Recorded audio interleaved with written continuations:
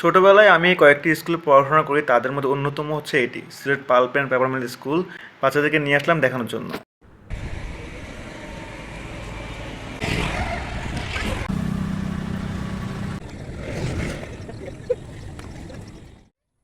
কি সুন্দর মনোরম পরিবেশ, মাশাআল্লাহ, দেখেই মনটা জুড়িয়ে যাচ্ছে। আসসালামু আলাইকুম, কেমন আছেন সবাই? এই তো আলহামদুলিল্লাহ, আমরা ভালো আছি। আমার মেয়েরা খুবই খুশি এখানে ঘুরতে এসে। ফুলগুলো দেখে ওরা খুব খুশি হয়েছে। বেশি খুশি হয়েছে আরও যে ফুলগুলো ছিঁড়তে পারতেছে, যে ওরা কানের মধ্যে দিচ্ছে, ছবি তুলতেছে। ওদের কাছে খুবই ভালো লাগলো জিনিসটা। আমাদের ছাতক আসার মূল উদ্দেশ্যই হলো, ওর বাবা বলেছে যে এখানে আমি বড় হয়েছি, যে স্কুলে পড়াশোনা করেছি, যে কলেজে পড়াশোনা করেছি, সব তোমাদেরকে দেখাবো।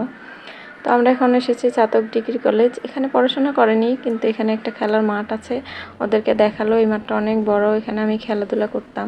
তো মেয়েরা বলতেছে, বাবা আমরা যদি এখানে খেলাধুলা করতে পারতাম, এরকম পরিবেশে যদি আমরা থাকতে পারতাম। আসলে বাচ্চারা এসব পরিবেশে থাকলে ওদের মন মানসিকতা ভালো থাকে, কিন্তু কিছু করার নেই, শহরে জীবিকার তাগিদে আমাদের থাকতে হয়। কিচিরমিচিরদের বাবা এখানে এসে খুব ইমোশনাল হয়ে পড়েছে, বলতেছে আমার শৈশবের সব স্মৃতি মনে পড়তেছে, এখানে আমি বন্ধুদের সাথে খেলাধুলা করতাম। এই তো আমরা এখন আসলাম ছাতক টেকনিক্যাল স্কুলে, এখানে ওর বাবা পড়াশোনা করেছে, মেয়েদেরকে দেখাচ্ছে। আমি এই ভবনে এই রুমে ক্লাস করতাম। তো বলতেছে যে এখানে আগে এতগুলো ভবন ছিল না, কয়েকটি ভবন নতুন হয়েছে। আসলে সময়ের সাথে সাথে সব কিছুই চেঞ্জ হয়ে যায়, শিক্ষা ব্যবস্থা অনেক উন্নত হয়েছে। আমরা যেখানেই যাই আমাদের ছবি না তুললেই না, আমাদের ছবি তুলতে হয়। তো আমরা এখানে ঘোরাঘুরি শেষ, আমরা এখন চলে যাব আরেকটি স্কুলে, যে স্কুলের বাবা পড়াশোনা করেছিল। কতগুলো স্কুলে পড়াশোনা করেছে আল্লাহই জানে, জানি না আমি। এখানে এসে দেখি খালি এই স্কুলে পড়েছে, ওই স্কুলে পড়েছে দেখাচ্ছে আমাদেরকে। এই তো আমরা এখন আরেকটি স্কুলে যাওয়ার উদ্দেশ্যে রওনা দিলাম। আমরা অটোতে উঠে গিয়েছি। এখানকার অটোগুলো আসলে অনেক স্পেস থাকে, শহরে আমরা যে অটোগুলোতে চড়ি সেগুলোতে এত স্পেস থাকে না। আমরা 4জন মানুষ সুন্দর করে বসতে পেরেছি এখানে। আর যেহেতু এখানকার চলাচলের প্রধান বাহনই হলো অটো, তাই আমরা যেখানে গিয়েছি অটোতে করেই গিয়েছি। আমরা কতক্ষণ ধরে ঘুরতেছি, শুধু আমাদের গাড়িটাই রাস্তা আছে, আর কোনো গাড়ি নেই। এত নিরিবিলি পরিবেশ, আমার মহারানীরা মহা খুশি, ঘুরতে পারতেছে, এটাই ওদের খুশির কারণ। এই তো আমরা চলে আসলাম ওর বাবার আরেকটি স্কুলে, এখানে ও পড়াশোনা করেছে আর মেয়েদেরকে দেখাচ্ছে সব কিছু। এই তো বাম পাশে দেখেন মনীষীদের বাণী এবং বিজ্ঞানীদের মতবাদ এবং কবিদের বিভিন্ন কবিতার ছোট ছোট অংশ বিশেষ এখানে লেখা আছে। এই স্কুলটার নাম হলো Sylhet pulp and paper mill school. এখানে প্রাথমিক বিদ্যালয় উচ্চ বিদ্যালয় দুটোই আছে, দুটো আলাদা আলাদা ভবন। এই স্কুলটা নাকি তৎকালীন সময়ে খুবই স্বনামধন্য ছিল এবং পড়াশোনা খুব ভালো হতো। মানুষের জীবনের একটি গুরুত্বপূর্ণ অধ্যায় হলো ছাত্রজীবন, আর ছাত্রজীবনের বেশিরভাগ সময়টা আমরা কাটাই স্কুলে। স্কুলে প্রায় 10 বছর আমাদের সময় কাটে।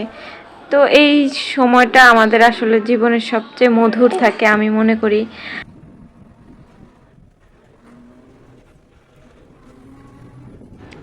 আমরা এখন একটি নতুন জায়গায় চলে যাচ্ছি ঘুরতে। এটি হলো একটি ব্রিজ, এই ব্রিজটি নাকি নতুন হয়েছে। ওর বাবা বলতেছে ওরা যখন এখানে ছিল তখন এই ব্রিজটি ছিল না। এই যে সুরমা নদীর উপরে দেখেন একটি ব্রিজ হয়েছে, এক গ্রাম থেকে আরেক গ্রামে যাওয়ার। এখানে বাস বা ট্রাক কিছুই চলাচল করে না, শুধু একমাত্র অটো এবং সিএনজি এখানে চলাচল করে। একমাত্র বাহনই দেখলাম এটি, তাছাড়া তেমন কোনো গাড়ি এখানে চলে না। আমরা আজকে সারাদিন ঘুরতে ঘুরতে বিকেল গড়িয়ে পড়লো, সারাদিন হাঁটতে হাঁটতে পাগুলো ব্যথা হয়ে গিয়েছে, তবুও হাঁটতে হবে যেহেতু ঘুরতে এসেছি। এই ব্রিজটার উপর থেকে দুটো গ্রামই খুবই সুন্দর দেখা যাচ্ছে, ভিউটা খুবই সুন্দর। আর এই তো আমরা ছবি তুলে নিচ্ছি, আর ছবি তুলতে তুলতে আমার মেয়েদের চোখ গেছে ফুচকার দোকানে। ফুচকা দেখলে, চটপটি দেখলে ওদের খেতে মন চায় শুধু। তো এখানে গিয়ে আমরা একটা দোকানই দেখলাম আছে, যে উনি ফুচকা বানাচ্ছে, চটপটি বানাচ্ছে।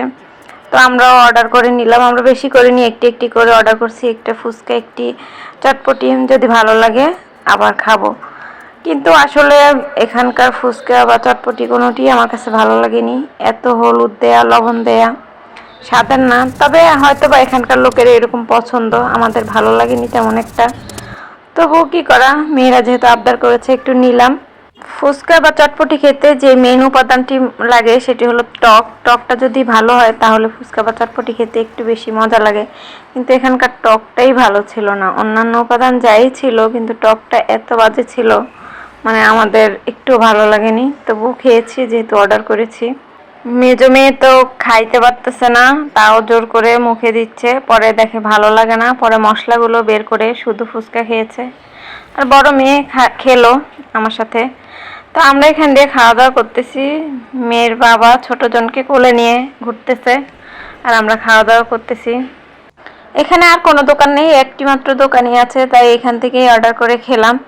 এই তো আমাদের এখানে ঘোরাঘুরি শেষ, আমরা এখন চলে যাচ্ছি। এই যে সিঁড়িটা দেখতে পাচ্ছেন, এটা বেয়ে বেয়ে যখন উপরে উঠেছি কি যে কষ্ট হয়েছিল, এখন নামতেছি খুব তাড়াতাড়ি, একটু খারাপ লাগতেছে না, ওঠার সময় খুব কষ্ট হয়েছে। তো আমাদের আজকের মতো এখানে ঘোরাঘুরি শেষ, আমরা এখন বাসায় চলে যাচ্ছি। আমার মেয়েদেরকে জিজ্ঞেস করলাম ওদের কেমন লাগলো, ওরা বলতেছে ভালো লেগেছে, কিন্তু টায়ার্ড হয়ে গিয়েছে। ওদের চোখ মুখ দেখলেই বোঝা যাচ্ছে যে ওরা কতটা ক্লান্ত, তবুও ছোট মানুষ আনন্দ করে ঘুরেছে। আজকের মতো আমার ভিডিও এই পর্যন্তই। যদি আমার ভিডিওটি ভালো লেগে থাকে আমার পেজটি ফলো করবেন এবং চ্যানেলটি সাবস্ক্রাইব করে দিবেন।